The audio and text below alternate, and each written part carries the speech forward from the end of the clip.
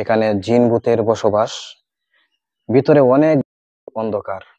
তবে এটার ভিতরে কি রয়েছে সেটা এই মুহূর্তে আমি আপনাদেরকে দেখানোর চেষ্টা করব। চলুন সামনের দিক দিয়ে যাই। তো বন্ধুগণ, অনেক চেষ্টার পর আমরা অবশেষে ভিতরে প্রবেশ করলাম।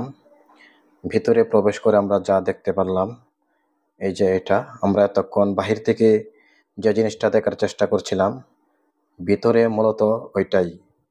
তাহলে এটা কি? এটা কি কোনো মাজার হবে? বন্ধুরা, এটা কি কোনো মাজার হবে? ওই পাশে কিন্তু আরো একটি রয়েছে, সেটাও আপনাদেরকে দেখাচ্ছি।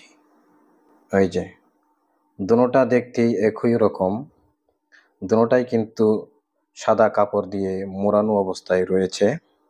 দেখতে মনে হয় মাজার, তবে মাজার বলে কেউ ডাকে না, সবাই এটাকে আকরা বলেই ডাকে। এই জন্য আর কি আপনাদেরকে স্পষ্ট করে বলতে পারলাম না আসলে এটা কি মাজার নাকি কবর। কারণ এখানে সনাতন ধর্ম অবলম্বী যারা রয়েছে তারাই এটা দেখাশোনা করেন, এই আর কি। এই জন্য স্পষ্ট বলতে পারলাম না। তো বন্ধুগণ, চলুন এবার ভিতরের অবস্থাটা আপনাদেরকে চারপাশে ঘুরিয়ে ঘুরিয়ে দেখাই।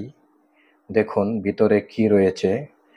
এটার ভিতরে কিন্তু অনেক কিছু দেখার মতো রয়েছে, তবে ওই দিকে যাব না, অনেক অন্ধকার, দেখতে খুবই ভয়ানক। নিশ্চয়ই আপনারা দেখতেই পাচ্ছেন।